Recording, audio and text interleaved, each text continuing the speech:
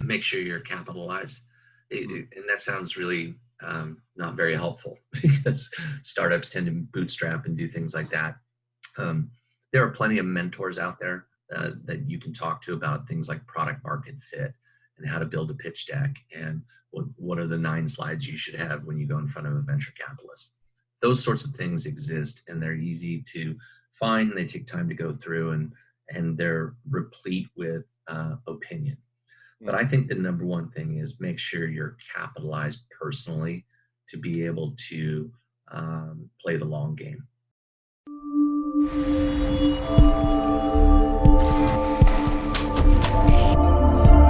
Hey everyone, this is Devin Miller here with another episode of the Inventive Journey. I'm your host, Devin Miller, the serial entrepreneur that's also the founder and CEO of Miller IP Law. And we help startups and small businesses with their patents and trademarks. Today we have a great guest on, John Hallman, and I will do a short introduction. I'm sure I will slaughter it, and he'll do a much better introduction to himself. But John has had a great career. He's kind of flip-flop between doing startups and small businesses and startups and small businesses. And now he's currently on his on the startup phase. And so we'll talk a little bit more about that. And he is into sports, and he likes several different types of sports. And I think you did something with the MBA program as part of your career, but maybe I'm messing that up, and I'll let you hit on that. But welcome to the podcast, John. Thank you very much, Devin. I appreciate being here. So I did a horrible job of introducing you, but I did my best. But I'll let you do a much better introduction. So why don't you tell us a little bit about your journey and your story? Sure, I'd love to. When I got out of grad school, got my MBA, it was in 1990. I went and started working for a tech company in the Bay Area. And at that time, startups were kind of novel. People talked about those wins, but it really hadn't developed into something that people went and actually built their careers on. But within 2 years of working at this relatively sizable company, I decided I'm going to take the leap. I was only 26 years old at the time, thought it was a good time to get into startups, and it seemed really, really fun and adventurous. And I went ahead and did that, and it was a great learning experience. But you started missing the things that you found in the corporate world: benefits packages, time off, a salary, a lot of things that just all really those unnecessary things. Life. You don't need any of that. Well, yeah, and then they're the things that take the the polish off the apple in the startup world when you start thinking about it. So I did the startup, and then I went back to a big company, and then I got the itch again and went back to a startup, and I had this back and forth over time. Where though I worked. Sorry, jump in already, but so you were jumping in over that. So what was you went and started? You kind of had the itch to do the startup. What was that business, or what was the first startup that you did? Oh, so it was a company called EO, and they made a tablet long before the iPod or iPad that had a cell phone connection to it. It was a physical phone, and you'd carry this tablet with you. And you'd pick up the phone, and that's how because this was early 90s, long before we all had cell phones. But it was a cell phone attached to a tablet, and it did fairly well. It was kind of innovative for its time and what it was doing. I take myself back to the 90s. What did you do if you had a cell phone connected to a tablet? I guess you would have had the internet by then, but internet still would have been very early stages. So what did you do with the tablet phone device? Well, it would have been a cellular connection, early stage cellular connection, and you would have used it for your business. I hearken back to the days when we had those first tablets, before the iPad came out, before Surface tabs and stuff like that. And it was just interesting. They were PDAs really at the end of the time, so you could manage your contacts and do different things like that. So I was in the purchasing department of this company. I'd gone into operations first in my career and was in purchasing departments. And I decided, this is just brutally difficult to do. It's very challenging. I miss the 8 to 5 structure of a more corporate style gig. So I went back to a corporate gig where that's when I made the transition from being in operations to more of a marketing business development role. But then left that to go to another startup. And so I played this game of going back and forth between different startups. I worked at Apple. I ran worldwide marketing for digital video at Apple in the early 2000s. Interesting anecdote to that. I left Apple about a week before they announced the iPod. I think the stock was something like $12 a share or something ridiculous like that. So I do occasionally play that game of looking at my stock options from that time and putting them into present value. So I might own a podcast network if that was the case. Well, if I were to do that, yeah, then you'd have to be a whole different stratosphere. So It would have been a you were whole at different. Apple, which a lot of people love to work with Apple, right? It's at least it has a cool, what people would say is a cool technology. You can debate whether it's the iPhone or the Android or whichever one you go with, but they certainly have a lot of fun technology. They do a lot of things. They can come out with new products. And so and you were reasonably high up on the marketing. Is that what you said? Yeah. So what made you decide that? And I get the general idea of jumping back and forth or flip flopping, and you kind of say, I like the benefits, but I really have the itch to do. I got this idea I want to do entrepreneur. But what made a lot of people have said, oh, Apple is the place I want to work at. So what made you at the time working for Apple, which has a lot of cool things, name recognition, technology, decide to, hey, I'm going to go back to the entrepreneur phase again? I wanted to move from the Bay Area down to Los Angeles. And though I was in LA every week for Apple, for my job, I couldn't convince them that I could actually work out of the Apple offices in Santa Monica at that time and do that as a full-time gig. And when we think about COVID today, with everybody being remote and doing things like that, that was 1999 timeframe, so 20 years ago. It was challenging to be a remote employee or not be at the headquarters and have a job. At that time, Apple's slogan was "Think Different," and I asked them, and I said, "Well, why aren't you guys thinking different? I'm still going to be in LA doing my job." So I ended up going to a digital. But don't think too different. Yeah, don't think too different. Don't think outside of our different. I loved Apple though, and I still love Apple to this day. And I have friends that are still there from the time I was there, and they're still enjoying the work that they do. It was a great company to work for. I'm sure there's a ton of stories out there of how difficult or how painful it was to work there. There's kind of this adage that says Apple's a great place to be from, but not really a great place to be. But I take that as something that I think sticks to every large company. There are going to be positive experiences like I had, and then there are going to be the not so positive ones that people talk about and wave the banner around. But I left and went to a startup company called Sealed Media that was working in the digital rights management space. At this time, the internet's starting to boom. We're in the dot-com bubble, and people are worried about the protection of their assets. And so a great company out of the UK came and set up shop here in the US. It was my first vice president role, and really loved it. And I still communicate with, percentage wise, probably 60% of the people who worked at that company, I still am in contact with. It was such a great camaraderie. But unfortunately, the dot-com bubble burst. And, like many startup companies, we went our separate ways, if you will, and went back to a large company. I was at Motorola working on cell phones, talking about how to put digital video on. And this is a complete aside, and I know it's pulling off your journey, but it's an interesting question because you've been through it. So when you go from startup to small business, kind of the pattern, and when you go back to the startup, from the startup to the big business, how do they view it as going to startups? Because I think that's always, somewhat of a fear of, hey, if I go to a startup, it's going to look like I left the corporate world or I didn't like it and nobody will hire me, right? And so what was your experience when you did a startup and then you went to Apple, and then you did a startup and you went to Motorola? Did they look favorably when you hired that? Was it a hurdle that you had to overcome? Didn't matter at all? Or how did that work out as far as when you were wanting to go to going back to the bigger companies? Yeah, sure. I think the constant theme that was going on through my career was the actual networking with the people that were peers to you in companies. So kind of after my second job, every job that I took came through a personal connection. Either the hiring manager was somebody I worked with at a former company, They had an opening on their team. There was something interesting. The sealed media, I was recruited. It was the first time I'd ever been recruited, didn't know anybody there.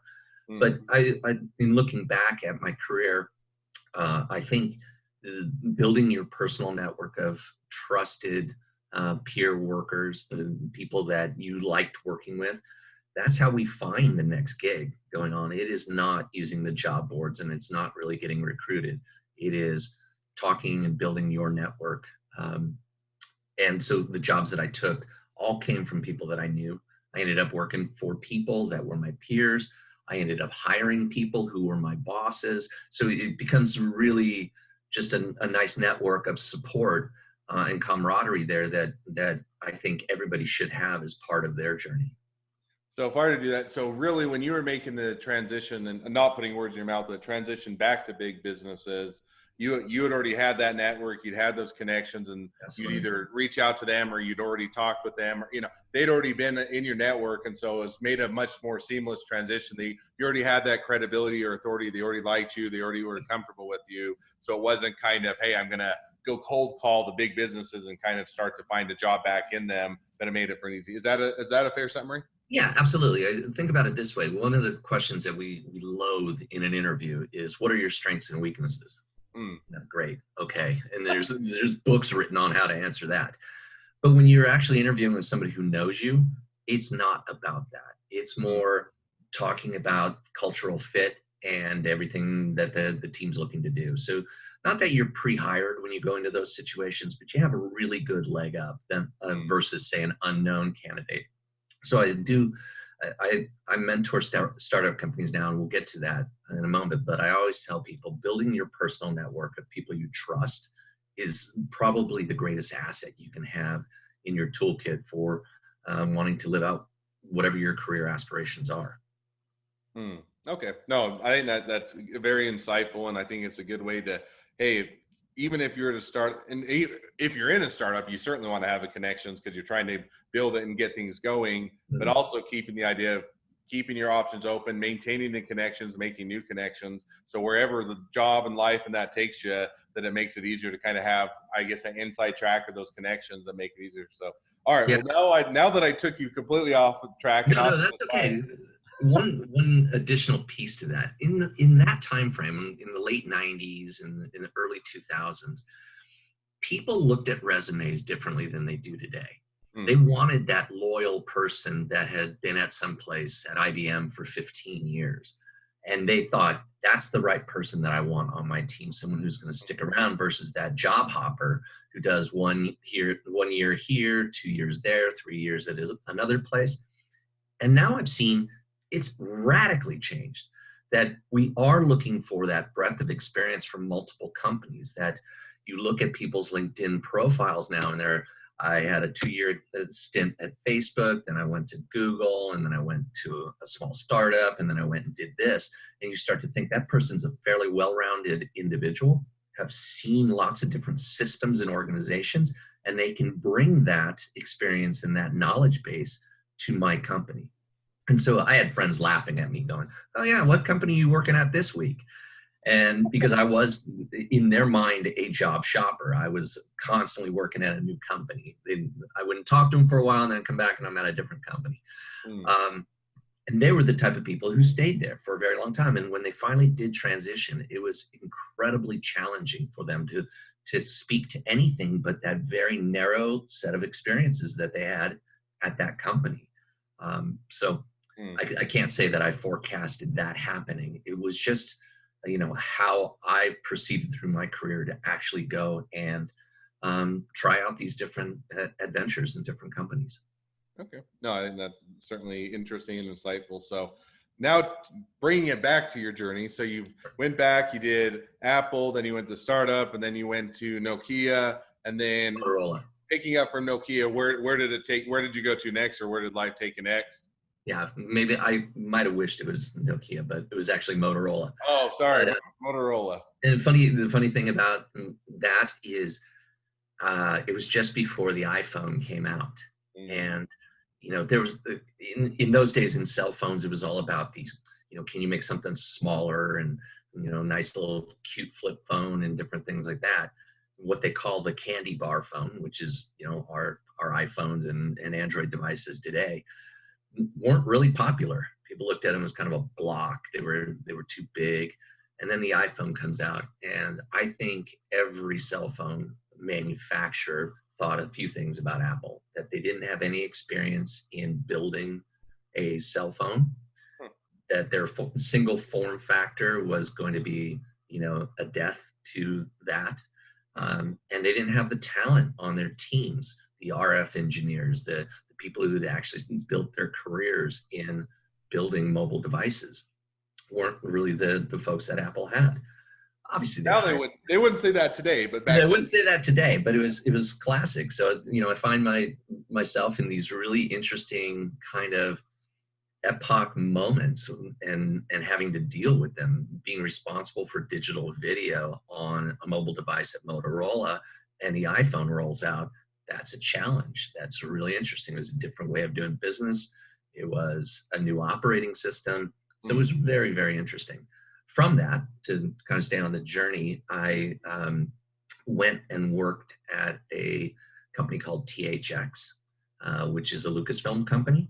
And I had a couple stints. It was the only job that I actually worked for three or so odd years, left, and then got rehired, which I've heard of. I didn't know too many people had done it, but I did. And I was heading up their business development and strategic partnerships. Really loved that company. Some of my best friends came out of it. Got me more and more into the technology in the entertainment and media space. Really just enjoyed my time at that company. Good company, great brand. And so let me interject in point number 2 that I'd like to make sure anybody listening to this understands. I would rather, and I think they'll find this as well, I would rather work for a company that has a stellar brand and is trying to come up with a product or a service to augment that, versus having a stellar product and no brand to support it.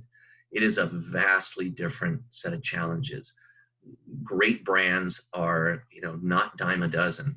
There are lots of great products out there, but if you don't build your brand correctly, it really hurts your company. So a brand like THX under the Lucasfilm umbrella, I could make a phone call to anybody and they would take the call, because I was working for that brand and it meant a lot. And I remember doing a deal with the Super Bowl, and I heard from the guys at the NFL that everybody who does kind of work with them pays for the privilege of doing that work. I got them to pay us for the use of one of our assets during a Super Bowl. It was a modest amount of money, but I was really proud of that, to get the NFL to pay us for something on the Super Bowl. So from that, I went back to a startup company in audio technology called Odyssey Labs, ran business development for them. Then I got recruited to go to a company that went back to THX. That's when I went back was after Odyssey. And then from THX, I got recruited by a company called DTS. Somebody I'd worked with had an opening in business development and asked me to come join DTS. They're an audio company now owned. They merged with a company called Xberry, who I believe owns the TiVo brand. Great company, really IP-laden, strong company in delivering great experiences. But the DTS name didn't resonate with people like a THX brand. So it was interesting to see both sides of that equation. But during that time at DTS, I was asked to be a mentor in a startup program up in Toronto in media and entertainment. One of their colleges, the Canadian Film Center, was starting a technology incubator. And so I was asked to be a mentor. So I fly up to Toronto, which I had never been to, and began mentoring startup companies. And I really loved it. I had a great time sitting on Mount Olympus, throwing lightning bolts down at other businesses and really supporting them. And that's a joke, obviously. But it was fun to just dive in and see what these founders are going through and see the passion of their ideas. And it led me to realize that I've never actually started my own company. I've never taken that leap. I've always joined a passionate founder or a passionate team or gone back to the big company. And so it was, really starting to chew in the back of my mind that I should go and start a company. Hmm. And I thought, well, God, I've probably mentored 100 or 200 companies and been around the startup space for most of my career. This should be no problem. I should be able to build a nice pitch deck and go do all those things. And what I found is, and this is part 3 of the things to learn from the talk with John Hallman, is that you might make the dog food your whole career, but eating the dog food is very different. And so when I started Level Play Sports with Robert Matthew, who's our CTO today still, we set out to do something that brought our love of sports and athletics together with our technology. And though we're not going to talk a lot about Level Play, the simplest way to think of it is it's linked in for athletes, helping them manage their brand. And the challenges that we ran into was, wow, we got a great idea, but now we got to go build something. And that, you can't just go build a company without capital. Yeah, no, it's a much different. Even if you jump into a startup that's started to establish, or they start getting things in place, to get in from the ground floor and say, now I've got to take the idea and actually build it out. It's a much different feel to it. And I agree with you. Kind of having gone through it, you say, oh, I have to think of all these things. I have to do all these things, and it's an interesting dynamic that being on the C-level person that founded it, person that started it, is a much different feel. Yeah, it's strange because you make the leap, you finally jump into the water and you realize it's not that cold, but then you also realize that maybe you've got one sock that's actually made of cement is dragging you under. Right. Little things like there were no more direct deposits going into my bank account from the company. The only direct deposits are the ones that you generate the income from, and then decide. Absolutely. And you sit and you look at your company, you're like, oh shoot, we're probably 3 years or 4 years away from sustainable revenue. I've got to survive during that. Figure out a way to pay for that long enough in order to do it. So yeah. One thing I think we touched on, I think you jumped over, correct me if I'm wrong. So when you started, Level Play Sports kind of started almost before that, when you did kind of parody takes on what would have been comedy ESPN. Yes. And then ESPN got bought by Disney and kind of killed that business. And so then you transitioned over to where Level Play Sports are. Is that about right, or am I? Yeah, that's about right. So we, well, it was actually in the early 2000s, we built a company called Sports Seller. And it was purely meant to be a television show that was going to be a parody of ESPN Sports Center.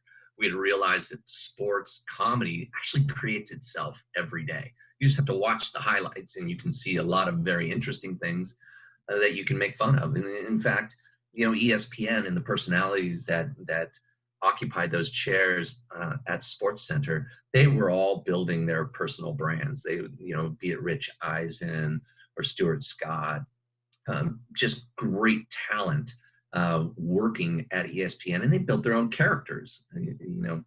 It was fun to watch, and we wanted to take it to the nth degree and actually poke a lot of fun at the athletes and at the leagues and at fans on shot like a television show, a newscast. And so we had a lot of fun doing that. And we got to a place where we had top level producers and top level talent involved. And yeah, it got nixed because there was fear that ESPN had just been bought by Disney, that there would be a potential lawsuit.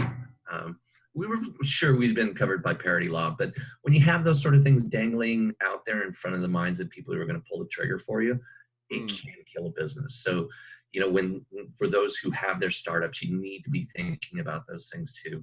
What is going to torpedo this idea? Be it competition, lack of capital, too early to the market, things like that. I've seen that happen more times than not. So that was that kind of a launching board, or at least got you into the realm of sports, doing a lot of these things, getting you introduced to what you ended up doing, Level Play Sports. Did you were able to leverage that, or is it completely apples and oranges? It's apples and oranges to this point, but I'll tell people here's an early insight: Sports Seller will come back. So we will have that at some point down the road. But I think it was more just the realization that what I was doing with my free time was Mm, traveling to go see games, following the LA Kings around in Canada and the US to go watch games. And I was doing it with Rob Matthew. So Rob and I just looked at each other and said, wait a minute, we've been in technology our whole lives. Why can't we find a way to blend our love of sports and technology and do something meaningful for the athletes that are out there? And we're not talking the pro athletes. There are a lot of great companies like Uninterrupted and um, others that are really shepherding some really great content from the professional athletes. Players Tribune, great content from folks like that.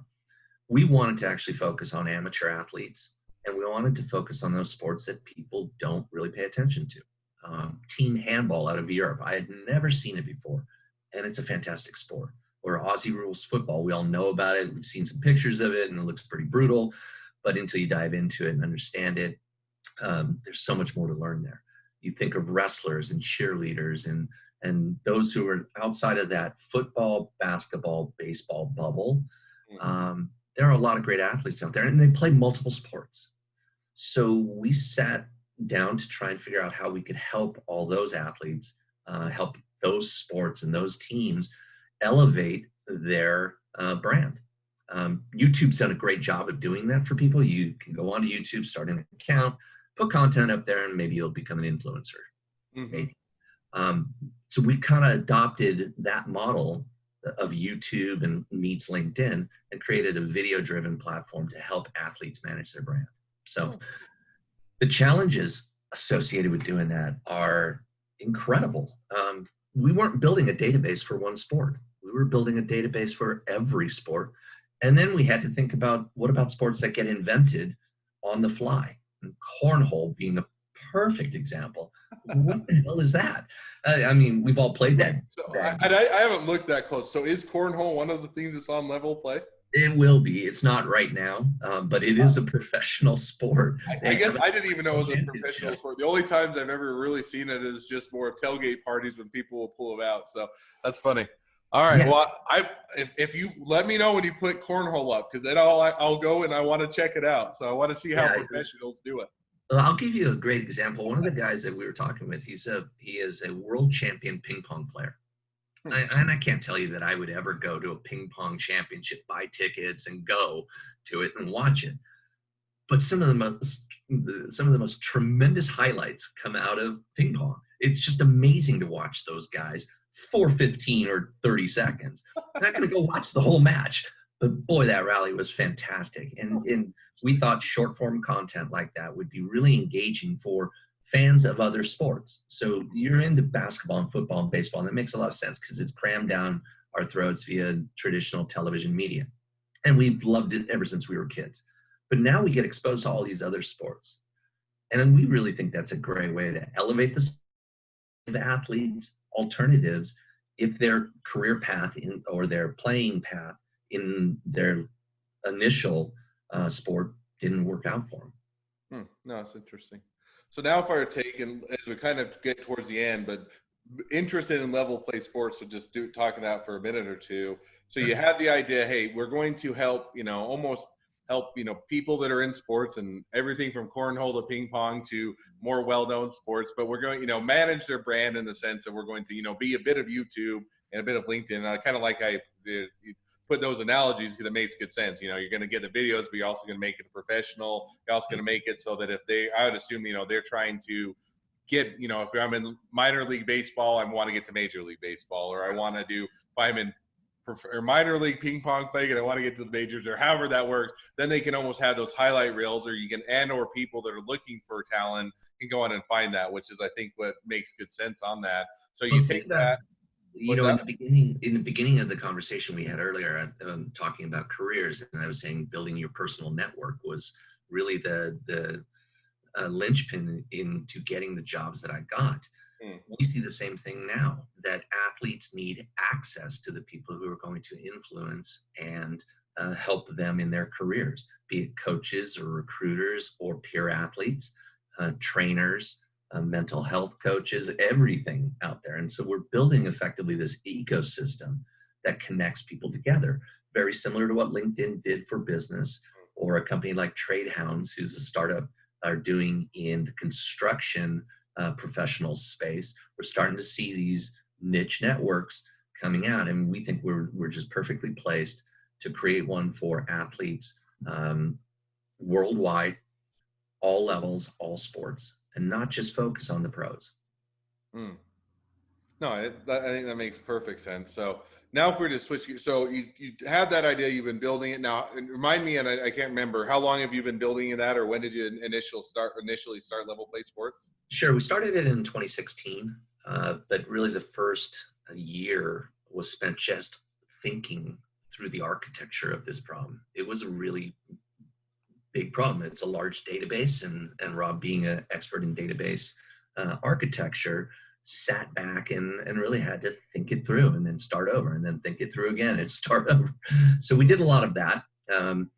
For people who want to start a company, you've got all of the expenses associated with starting a company, the incorporation, the bylaws, the articles, all that stuff takes time and takes up capital to make happen.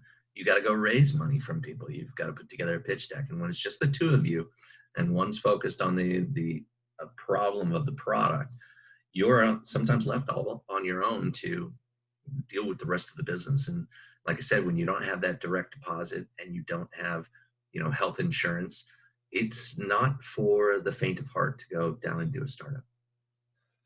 So now, and we have so many more things that'd be fun to touch on, fun to talk about, and yet I never have enough time to hit on all of those. So we'll have to circle back and be able to talk again at another point. But if I were to reach to the end of the podcast, we've got to that point where I always ask my last two questions at the end of the podcast. So we'll jump to that now. First question I always ask is, so what was the worst business decision you ever made? Look, I might have to go back to that leaving Apple at the time. I did it for the right reasons, but oh God, yeah, from a business standpoint, that affected things. That is truly a fork in the road in life. As it relates to Level Play, I think that the biggest challenges and the toughest decisions you make are going to be around staff and what you do, who you invite into this, and how you compensate them when money is not, the driving force from your perspective. You can't pay people. So I've made some hard decisions for the business, some that still don't settle well with me, that I wish I could go back and redo. And every one of them is around people. People are your greatest asset in a company. When you can't pay them, boy, motivating and keeping people on task is a real challenge. So I would say that's probably the area that I wish I could go back and redo, and then go back and redo and go back and redo, because I don't know if you get it right or you ever feel comfortable about it when you hold on to the belief that people are the most important part of your business. No, and the interesting, as much as I, talk with a lot of different people, a lot of different businesses, a lot of fun, interesting things.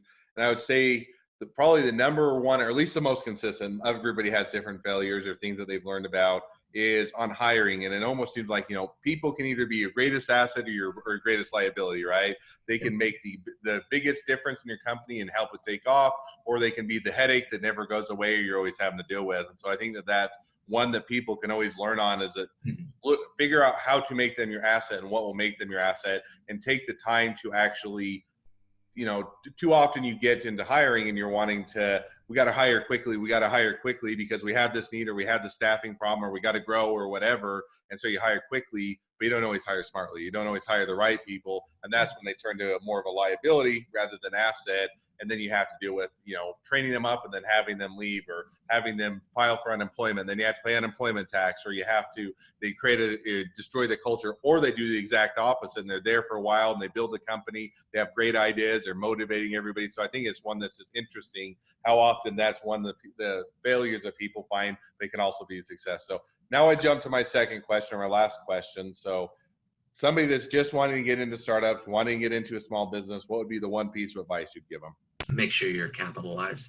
And that sounds really not very helpful, because startups tend to bootstrap and do things like that. There are plenty of mentors out there that you can talk to about things like product market fit and how to build a pitch deck and what are the 9 slides you should have when you go in front of a venture capitalist. Those sorts of things exist, and they're easy to find. They take time to go through, and they're replete with opinion.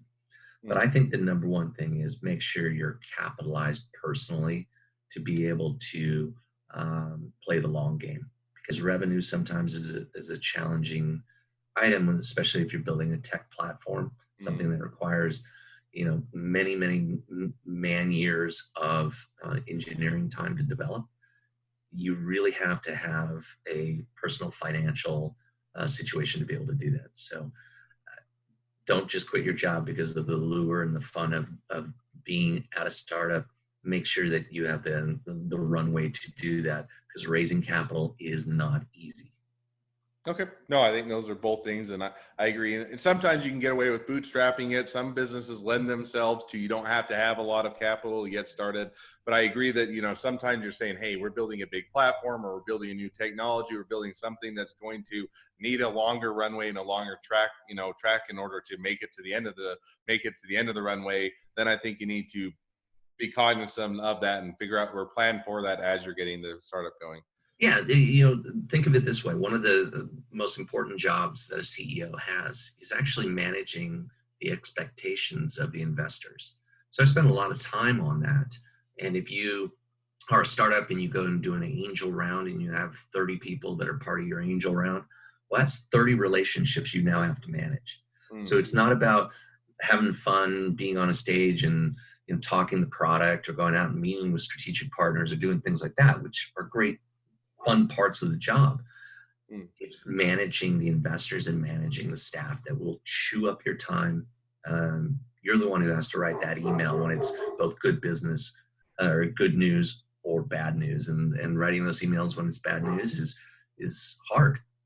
So that's why I always go to this: try and be capitalized so that you can minimize at the early stages how much you have to rely on outside capital, and bringing in that management task of working with your investors and helping guide their expectations. No, I think that's great lessons to learn. So as we wrap up, people want to get connected with you. People want to get engaged. If they're in minor league or major league, or starting their own ping pong league or whatever, or just want to invest, whatever it is, what's the best way to connect with you? So it's simply john@levelplaysports.com. So you can go to levelplaysports.com and take a look at what we're building. It's in early release. We're not actually out there recruiting athletes or coaches to join the platform. We're going to be releasing our mobile apps in the next 90 days.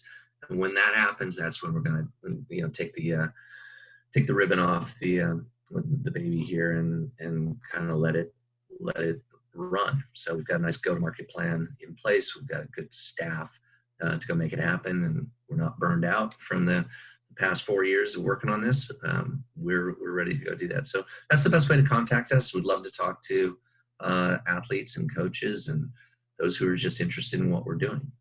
All right. Well, I encourage everybody to connect up, check it out, and also contact them with anything that may be of help or relevance or inquiry. So, John, thank you again for coming on the podcast. It's been a pleasure to hear about your journey, hear about everything that you have going on, where you've been, and I wish you the best next leg of your journey, as I'm sure it'll be a successful one. For those of you that are wanting to be a guest on the Inventive Journey and tell your journey and your story, we'd love to have you on, and you can go to apply to be a guest on, just go to inventivejourney.com and apply to be a guest. For those of you that are listeners, make sure to subscribe so that you can hear all of the new episodes, including John's. And for those of you that need any help with any patents or trademarks, feel free to reach out to us. We're always here to help. Thank you again for coming on, John. It's been a pleasure, and wish you the best of luck on the next leg of your journey. Thanks, Devin. Really appreciate your time. Thanks.